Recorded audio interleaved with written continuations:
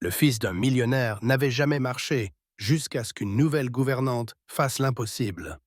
Quand Leonard Graves est entré dans son penthouse ce jour de pluie, il est resté figé.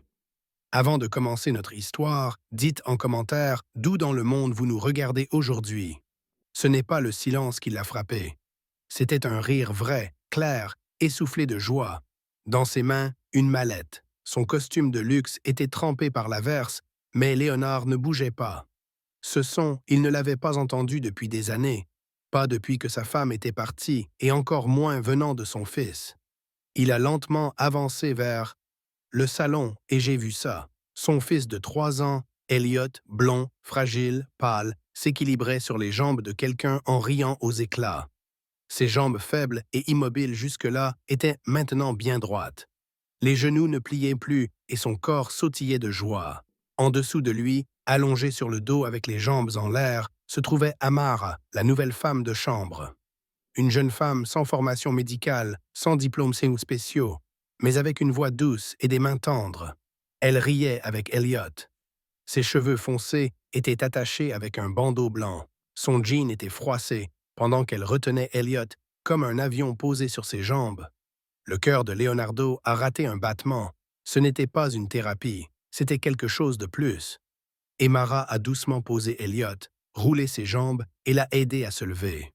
Elle ne le tenait pas, ne le guidait pas, elle le laissait juste être, et il ne tombait pas. Leonardo a senti le sol se dérober sous ses pieds. Elliot se tenait debout sur ses 2 jambes, souriait, respirait, rayonnait de joie. Le garçon qui n'avait pas fait un seul pas en 3 ans. Le garçon dont les médecins disaient qu'il pouvait marcher, mais pas encore. Il veut. Le gamin en qui Léonard avait presque perdu foi. Amara leva les yeux et le remarqua dans l'embrasure de la porte. Son sourire resta chaleureux. « Salut », dit-elle doucement, comme si elle saluait un voisin, pas son patron. « Quoi? C'est quoi ça ?» La voix de Leonardo tremblait. Eli se retourna au bruit. Il ne courut pas, mais marcha. 3 pas hésitants, droit dans les bras de son père. La serviette tomba lourdement par terre. Leonardo se mit à genoux, attrapant son fils pour qu'il ne tombe pas. Elec éclata de rire à nouveau. Les mains de Leonardo tremblaient en serrant le garçon dans ses bras. Il a regardé Amara, incapable de dire un mot. « Je comprends pas », a-t-il chuchoté. « T'inquiète pas », a-t-elle répondu. « Lâche-le. » Léonard s'est levé, serrant son fils contre lui plus fort que jamais ces derniers mois. Les médecins répétaient que c'était dans sa tête, qu'Elliot n'était pas prêt, que rien n'aiderait. Et Mara s'est levée, s'essuyant les mains sur son jean. Elliot, il n'avait pas besoin de thérapie, a-t-elle dit doucement. Ce dont il avait besoin, c'était de jouer et d'attention. Léonard la regardait, bouche bée. Comment t'as fait pour qu'il te fasse confiance? Elle a baissé la tête. Je n'ai pas essayé de le corriger, je l'écoutais juste. C'est lui qui m'a appris sa langue. La gorge de Leonardo s'est serrée. Il s'est souvenu des dizaines de rendez-vous chez le thérapeute, des termes médicaux froids, des tests et des papiers d'assurance. Il s'est rappelé comment il passait devant la chambre d'enfant, entendait le silence et continuait simplement son chemin dans le couloir. J'ai essayé de le sauver avec de l'argent, a-t-il dit lentement. Amara a hoché la tête, mais ce dont il avait besoin ne coûtait pas un centime. Leonardo s'est assis sur le canapé, tenant toujours Elliot, qui s'était maintenant blotti confortablement contre sa poitrine. Calme et heureux. « Pourquoi ?» demanda-t-il. « Pourquoi tu t'en fiches ?» Amara hésita, puis s'assit en face, jambes croisées. « J'ai perdu un enfant, » dit-elle simplement. « Pas le mien, ajouta-t-elle. J'étais nounou d'un garçon qui s'appelait Jordan. Il avait les mêmes yeux qu'Ueta, le même silence, la même peur des bruits. Ses parents ne croyaient pas à la patience. Ils m'ont viré quand j'ai demandé qu'ils prennent leur temps. Jordan est mort 1 an plus tard, dans une chambre d'hôpital. Léonard est resté silencieux, il se contentait de regarder. J'étais pas là quand il est parti, continua Amara. J'arrive toujours pas à me le pardonner. Elle regarda Elliot. Quand j'ai vu ton fils, j'ai vu lui. Léonard essuya une larme. Je mérite pas ça. Ni ce moment, ni ses pas. Le regard d'Amara était dur. Peut-être pas, mais il le mérite. Un silence enveloppa la pièce. La pluie dehors faiblissait, et à l'intérieur, quelque chose s'était brisé. Pas à Eliuti, mais en Léonard. Le mur de fer, son armure émotionnelle, le masque du CEO parfait, tout ça a craqué.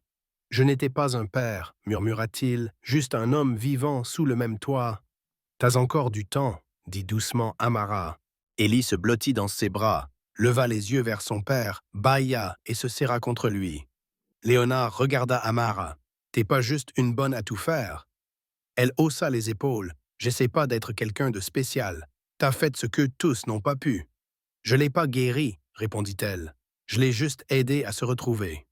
Léonard regarda son fils et, pour la première fois en 3 ans, dit « Merci ». Amara doucement. Il s'est levé. Il aura besoin de stabilité. Il a toujours peur, pas de marcher, mais de rester seul. Léonard avala sa salive. Je serai plus souvent à la maison. Amara hocha la tête sans sourire. Il sentira si tu n'es pas sincère. Léonard embrassa Elita sur le sommet de la tête. Je suis sérieux. Et cette fois, il disait vrai. Le lendemain matin, la maison semblait différente. Pas à cause de la lumière du soleil qui entrait par les grandes fenêtres, ni à cause de l'odeur des crêpes qu'Amara préparait tranquillement dans la cuisine, mais parce que Leonard Graves était resté à la maison. Il était assis sur le tapis en chemise blanche, les manches roulées, sans cravate, il regardait Elette empiler les cubes tout seul. Il ne disait rien, il restait juste là. Elliot s'est penché en avant pour rattraper un nouveau cube et il est tombé. Léonard a sursauté, mais n'a pas eu le temps d'intervenir. Le gamin s'est relevé tout seul et a souri. « Essaye encore », a-t-il murmuré. Léonard a cligné des yeux. C'était la première fois. Amara était restée plantée dans l'encadrement de la porte, essuyant ses mains avec un mouchoir et les regardait. « T'as l'air surpris », a-t-elle remarqué. C'était vrai, il a juste répondu à Léonard. « Je pensais qu'il était cassé. » Il ne l'a jamais été. « Il est cassé », dit doucement Amara. Il attendait juste que la pression cesse. Léonard se leva lentement. Je continuais à accélérer sa guérison, son enfance, même son chagrin. Amara garda le silence. Il la regarda. « Comment je peux réparer ça ?» Elle s'approcha et lui tendit un jouet dinosaure. « On ne peut pas réparer. Reste juste là. Sois là. C'est tout. » Leonardo se baissa de nouveau vers Hélioste, tenant le dinosaure. Le garçon prit le jouet, grimpa sur les genoux de son père et se blottit comme s'il le faisait 1000 fois, sans peur, sans... Pas de doute, juste de la confiance. J'arrive pas à croire que j'ai failli laisser passer ça, murmura-t-il. T'as rien raté, répondit doucement Amara. T'es là. Un silence s'installa, puis Léonard se tourna vers elle. Tu restes, nounou demanda-t-elle avec un léger sourire. Et non, répondit-il sérieusement, une partie de notre vie. Le sourire d'Amara s'effaça. Je me suis jamais engagé à faire ce boulot pour toujours. Je sais, mais tu as changé nos vies à jamais, répondit-il vite. Je te demande pas par pitié. T'es la première à l'avoir vu et... peut-être même moi. Namara regarda Elliot, puis Leonardo. Si je reste, dit-elle doucement, ce sera comme quelqu'un qui te rappellera d'être là non seulement pour Elliot, mais aussi pour l'homme que tu veux devenir. Léonard hocha la tête, les larmes lui montèrent aux yeux. On est d'accord? Mara sourit. Alors je reste. Elliot s'étira et détourna le visage de son père en rigolant. Léonard prit sa petite ronquilla, l'embrassa. À cet instant, dans le silence de la pièce, autrefois pleine d'hostilité, une nouvelle terre naissait doucement. Pas par le sang, ni par le statut, mais par le choix. Et c'était pour tout le monde. La pièce semblait s'animer. La lumière du soleil, qui passait à travers les grandes fenêtres, se reflétait sur le parquet en bois, créant des reflets chauds. Ellie, tout excité, assis sur les genoux de Leonardo, jouait avec un dinosaure en poussant des petits bruits rigolos, comme si le jouet grognait. Leonardo regardait son fils, et dans ses yeux il y avait un mélange d'étonnement, de gratitude et de quelque chose de nouveau, de l'espoir. Pour la première fois depuis des années, il avait l'impression que le temps ne lui filait pas entre les doigts, mais lui appartenait. Amara est entrée dans la cuisine. Pour finir de préparer le repas, l'odeur des crêpes se mêlait avec un léger parfum de café fraîchement moulu qu'elle avait posé sur la plaque. Ses gestes étaient fluides, assurés, sans précipitation. Elle ne se contentait pas de cuisiner, elle créait une ambiance où la maison cessait d'être juste un penthouse de luxe. Elle prenait vie. Léonard posa doucement à l'aide sur le tapis et s'arrêta. « Je vais aider, » dit-il en retroussant encore plus ses manches.